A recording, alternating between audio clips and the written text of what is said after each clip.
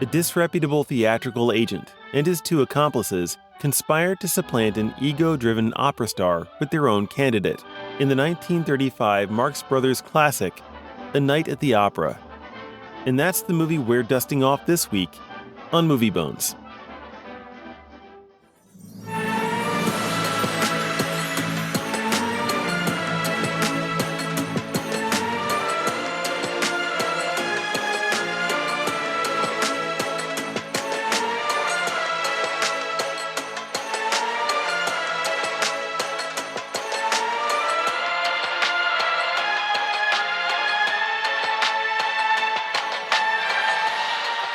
Why, I'm his manager. Whose manager? The greatest tenor in the world. The fellow that sings at the opera here? Sure. I want to sign him up for the New York Opera Company. All right, we take it. All right, fine. Now, here are the contracts. You just put his name at the top and you sign at the bottom. The party of the first part should be known in this contract as the party of the first part. How do you like that? That's pretty neat, eh? No, it's no good. What's the matter with it? I don't know. Let's hear it again. Says the party of the first part should be known in this contract as the party of the first part. Well, sounds a little better this time. Well, it grows on you. Would you like to hear it once more? Just the first part. The first part of the party of the first part should be known in this contract as the first part of the party of the first part should be known in this contract. Look, why should we quarrel about a thing like this? We'll take it right out, eh? Yeah, it's too long anyhow. The party of the second part should be known in this contract as the party of the second part. Well, I don't know about that. Well, look, rather than go through all that again, what do you say? Fine. Now, the next part I don't think you're going to like. Well, your word's good enough for me. Good. Now, just you put your name right down there, and then the deal is legal. I forgot to tell you, I can't write. No, that's all right. There's no ink in the pen anyhow. But listen, it's a contract, isn't it? Oh, sure. We've got a contract, no matter how small it is. Hey, wait. What does this say here, this thing? That's what they call a sanity clause. You can't fool me. There ain't no sanity clause. There ain't no sanity clause. And Ryan, this is your first Marx Brothers film, and I'm glad you never actually missed out on them entirely, that you went your whole life without seeing them at all. Because I think that would be a tragedy. Personally got introduced to them at a young age, but...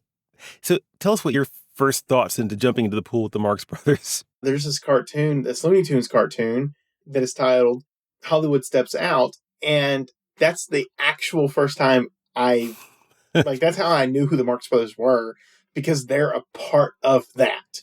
And they are cartoons. They are. They're so cartoony. One of the things that I had noticed was just like how he walks. And I'm talking about how Groucho Marx walks. Like, that's a very cartoonish way to walk. He has this long stride where his body's bent over. Yeah, it's so signature. Yeah, like you said, I remember even from the cartoons, they drew him that way because he, like you said, everything they do is exaggerated, and their body movements are exaggerated in different ways. They chose deliberately to diverge themselves. They kind of look very similar in real life, so they decided to, for the sake of their act, I guess, to differentiate themselves. And boy, it does work. It works remarkably. And each of them is like their own comedian. They're related, but each of them is their own version of comedy. Harpo Marx, his comedy is all silent. Yeah. He is into the physical side of comedy. And I thought that was brilliant. And then there's a part in this movie where he's playing a harp. Turns out he actually plays the harp. He's actually good at playing the harp. Yeah. And I just thought that's really neat. That's a very neat thing to put into your film, is him actually doing something he's good at. I'm sure he's done that in other movies. That's a really neat thing to learn, that they are putting themselves in there, and they all do. They all have their own kind of brand with, and like you said, is it Gummo, right? Or is it Gummo Marx, that word, or Chico? The three ones that everyone knows about that are the most famous. There's actually 5 of them. There's 5 of them. There's the ones everyone knows about, which is, of course, Groucho, Chico, and Harpo. And then you've got Zeppo, which is the unfunny one, and Gummo, which I don't think he's ever been in anything production-wise, as far as I'm aware of. But he was a sibling. But Groucho, he reminds me of a crowd work type of comedian. They're all unique in their own way. You're absolutely correct. And it just works so well. And like you said, you mentioned Harpo being multi-talented. Apparently, they all had their own individual talents as well. I think Chico actually could do like this rapid fire was called like shooting the keys on a piano, where he would play piano one fingered. And I think Groucho could actually sing, and even Zeppo could sing. Although it's like you said, he didn't really gel with the others. He was supposed to be the straight man in a few movies, and eventually, I think he faded out of the group. That's what's kind of great about this is like they work so well as a unit, and you kind of figured it had something to do with the fact that when you grow up with these guys, it's like you know everything they're about to do and say. I don't have any siblings. Do you have siblings? Yeah, oh yeah, I've got Yeah. 4 siblings. Or So well, it's like, I got more than that, but I lived with 3 of them. but I imagine that it's like you could start to be able to predict a little bit what the others are going to do. Is that right? Pretty much. Oh, 100. Yeah, I do it all the time. Yeah. So it's like, yeah, but apply that to a comedy trio now. And there you go. That's a perfect way of looking at it. It just works. It just It does works so so much. well. I almost think it's unfortunate that we don't really have anything like that in our day and age right now. Like no one, like I mean, we have siblings out there that are that are in movies and things like that, but they're very rarely in movies together.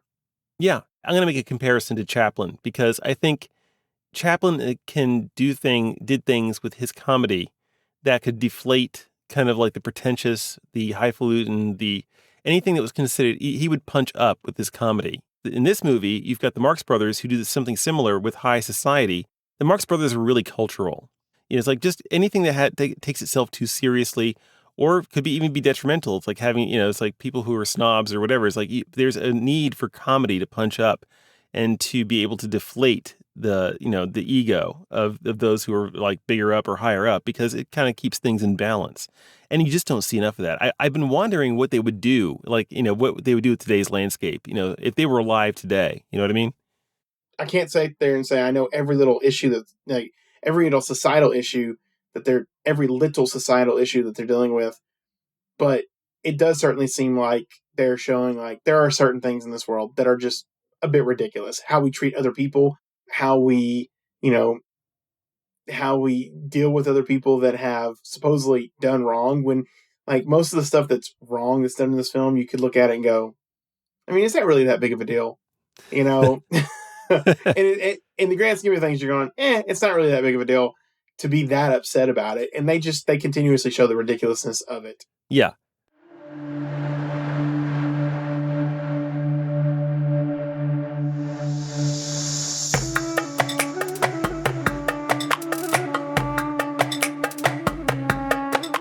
Another aspect of their comedy is, I would say it's like, they really have perfected, I think, and maybe they were in vaudeville. I want to say they were in vaudeville. Okay, so I was looking into that. They were, and they actually didn't really. I wouldn't say they succeeded in vaudeville. Early success did not actually come to them. It's not that they didn't have success. It's just that like they weren't as it took them a little while to actually like. I would say, well, not I would say to fully blow up. They started an independent vaudeville. Again, it's not saying that they didn't have any success. It's just saying that like it took them a little bit. They had to like really figure themselves out. I think you mentioned that after this film. I do like the fact that it's like their comedy is like they come up with set pieces. There's a repeating joke somehow. There's always a repeating joke. In the one in the opening, you heard it. It's like they're going through and they're tearing out one segment at a time of the contract. And it's like, and each time it gets more ridiculous until you get to the end when it's like, well, the whole thing's pointless anyway because he can't read and there's a wink in the pen anyway. And then you've got like there's the joke around that scene where you've got like the guy getting knocked out, the bad guy, if you want to call him that, the bad guy singer who's they've just Harpo knocked out twice already. And then you wait a while through this, and then it comes back and he knocks him out again in an unexpected way. And it's like every one of those tops itself. And then I have to talk about the scene in the stateroom. That one has always been a highlight for me, where it's like, how many people can you fit in the clown car? Yeah. I just love that so much because it's like, come on in. Come on in. Come on in. It's like, and then you finally get to the point where it's like all that food and he's like, oh yeah, good, the food's here. And 2 dozen eggs. There's just some part of your brain that like, you got the part of we all have that part of the brain where we think, I don't want to say we think logical, but we think about the logic of the situation, and you're not thinking about the slapstick comedy people in that situation. You're thinking about the people going inside, and you're asking yourself, why do you people keep going inside and just doing this? And that's what kind of makes it so funny. It's not the ridiculousness of our main characters. It's almost the ridiculousness of the people that are the side characters that are just the extras, because that's what they are in this little scene. Is they're just the extras for the scene, and they just keep going in and doing their jobs, and like it's normal, and it just makes it like it to me. That just makes it even funnier. As it's like you're all doing it. And it's still playing it straight too. It's like the rest of the world is the Yeah, Marx Brothers straight man. And it's like the whole rest of the world. But yeah, even in the rest of the world, you've got like people like Margaret Dumont, who plays Mrs. Claypool, who's like, she takes herself so seriously. And I don't know if it's because she really just didn't get their humor, or if it's that she's doing a really good job. But either way, it's like she's really good at playing that role for against them, and it's so great. And I have to say, before moving on, it's like that scene in the stateroom, that too builds to a climax where it's like with Mrs. Claypool, where it's like, and you think, where is this going? Where is this going to end up? And you finally hit that climactic moment where it's like she comes in and opens the door, and everybody just spills out on top of her. Their wonderful ability to do repetitive humor and keep building on it and changing it to a point, and then they finally bring it to its maximum conclusion, and then it's finally, that's the best version of it, and then they move on to the next set. And I love that about the Marx Brothers. And when they're on their game, that's what they do really well. yes, you're absolutely right. And speaking of like the whole next set thing, it's just like you have a bit, and then a next bit, and then the next bit. There is an intertwined story there, but it's really more about the bit. And I think it's this movie. And then in future movies, what they do is that they make the story, not that the story's bad, I want to make that very clear, but they make the story matter more than just the bits. And basically, what one of the people, I think the person that wrote this movie, or that kind of brought up to them and they went with it, and again, it just helped them out even more, was this idea of, it's like people will come because you're the Marx Brothers. It's not Yeah. that, don't give them everything. It's just like you don't have to do like so much. And again, I can't attest to that just because like I've only ever seen this particular movie, and not Hmm. there are other ones.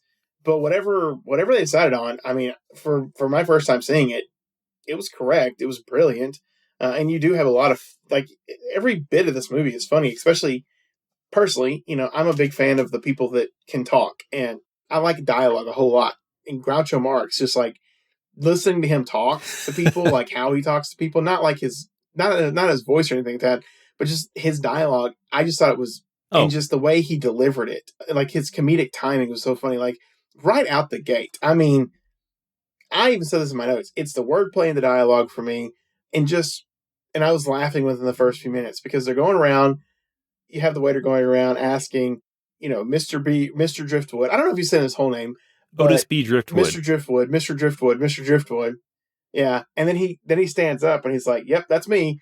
And it's just kind of like, and he's there for Miss Haywood. Is it Haywood or Miss Claypool? Miss Claypool. Yeah, he's there for Miss Claypool. He's been sitting behind her this whole entire time.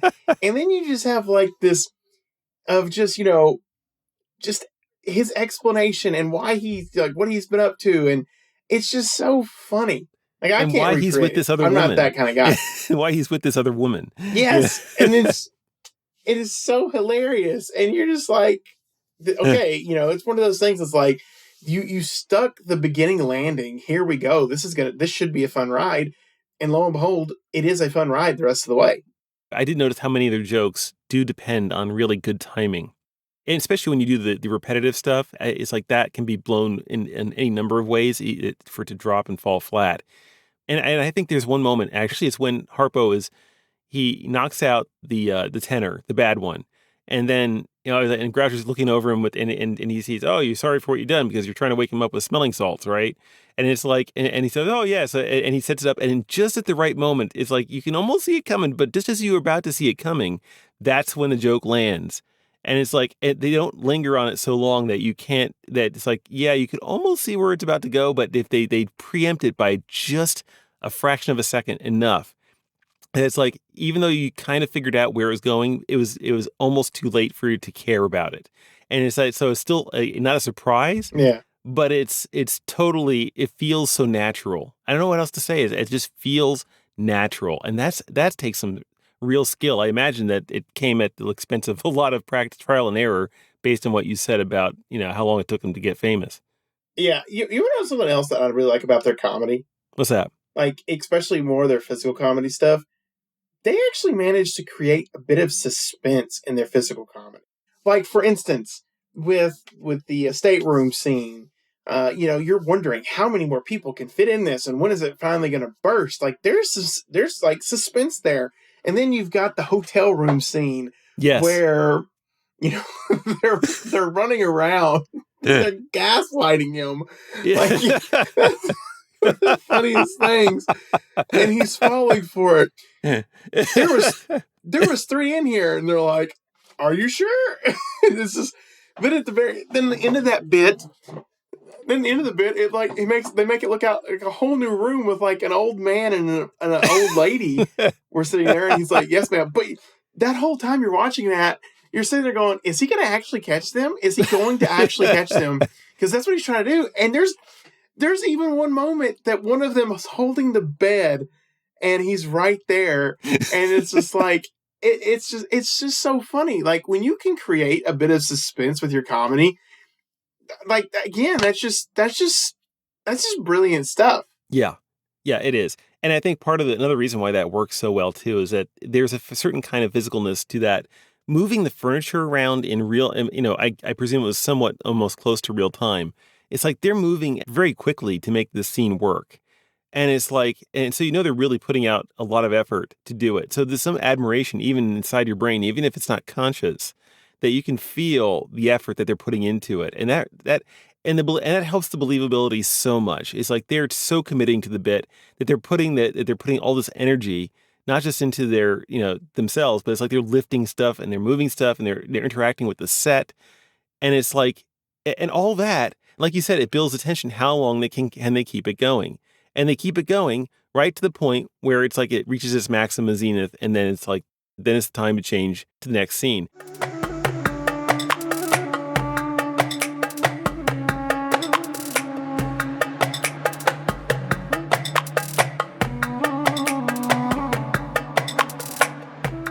I really love how during some of the musical scenes that I don't know if it was Chico or Harpo.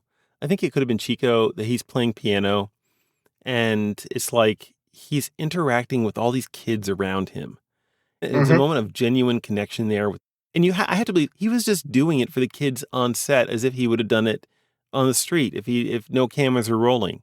And there's a genuineness and a naturalness to it, and it's like there's a humanness that connects him to those kids in that moment that makes it one of my favorite moments of the film, actually, because of that. And the Marx Brothers in real life with their kids were, where there's like a slightly toned down versions of their on-screen personas, which must have been tremendously odd as growing up, is all I can think of. But it's like, but totally, they're these very human characters, and despite the absurdity, they are very human characters, and I think that's one of my favorite parts that sets the Marx Brothers apart from other comedy troupes. Where, yeah, they're good, and they have their moments, and I can appreciate them. But I think for me, the Marx Brothers will always stand out as just a little bit above the others because of that sense of the human about them. I just love that about them. Mm-hmm. Oh So yeah, I agree with that. if you haven't heard us gush enough about it, I mean, is it any surprise that I'm Fortune and Glory on this? Yeah, I mean, Fortune and Glory, like, this is somewhat more. This episode's been more about the Marx Brothers themselves, but still, the movie is just really good. Like, it's really funny. They do such a good job. Everyone really, like, I think everyone in this movie tries really hard. And yeah, so yeah, it's 100% Fortune and Glory for me, and also Fortune and Glory for the Marx Brothers. Like, if I was verdict with like the movie and with him. It's Fortune and Glory for both. And one of the reasons is because, like, what I learned is just how much influence they've had on a lot of different media, from comic books to other types, like to music itself, and then to television inspiration and comedy bit inspiration. Like, that's amazing. Like, from people that from a group of brothers that, maybe it didn't start out so well from them. They kept going, they kept trying, they kept evolving, and it just led them, like, it has changed the world. Yeah. And, that's, I've said before about comedies, like, I like comedies, but, they're not always my highest rated ones. This is 100% like a high rated comedy. Yeah. And it is because of the Marx Brothers, 100%. It's like there's never too long you have to wait before there's another laugh coming. And I wish I kind of had, was it Groucho's gift of having just the right thing to say to in any given moment. His gift of gab. It's like, I wish I had a little bit of that, it's like you just kind of get a little jealous of him for the ability he has with a turn of the phrase. It's like, he's like, that would be a great gift to have in everyday life. And I've always kind of wished I had a little bit more of that. But in any case, yeah, so yeah, Fortune and Glory, totally all the way. Hopefully we'll get to see more of these films as time goes on. So in any case, at this time, Ryan and I like to remind our listeners out there that if you're having a good time with Ryan and me dusting off these old movies in search of celluloid treasure, please do like and subscribe and comment. And of course, follow us on your podcast purveyor of choice. Tell us what you think we got wrong and clue us in on a few titles you'd like us to see cover on future episodes. As long as they're available for free on Tubi or other similar free streaming platforms, because this adventure comes with no strings attached. And on the subject of future episodes, what should people tune into to get ready for next week's episode, Ryan? Now, from my understanding, this was a requested episode, right? Yeah. So yeah, Aaron Aram 5569 is the one who suggested this to us. All right. So thank you, Aaron. Our next week's film this is what Tubi says. Tubi says, Mary Brooks' father falls into the hands of the people of Tsar, god of the Emerald Fingers. And none other than Tarzan helps Mary rescue him from their high priest. So if you don't know, this is a Tarzan movie. Believe it or not, Tarzan, I've not really watched his, like the older Tarzan films. So that's another first for me. But this is starring Buster Crabbe, Julie Bishop, Edward Woods, and Philo McClough. I think that's how you say his name. I could say that wrong. McCullough. This is directed by Robert F. Hill, and this next week's movie is Tarzan the Fearless, 1933. I have to wonder because in my mind, the actor who is like most from that era, at least, that's most indelibly connected to Tarzan is the iconic Johnny Weissmuller. And I don't know where Buster Crabbe comes into the picture. If he came later or first, I don't know. I'm gonna have to look that up if I remember to look it up. But Buster Crabbe is the one starring in this movie. But I've always associated those older films, and most people do, I think, especially the Tarzan yell, I think was Johnny Weissmuller. I'm gonna be curious as to see what Buster Crabbe is all about with this. So. But that's my first and only thought about the film yet, except for that, hey, it's Tarzan, right? So anyway, I can't think of anything else to say for this week, Ryan. I guess folks out there, we'll see you next week. And Ryan, I'll see you next week. Okay, man? See you next week. All right, folks. Bye-bye.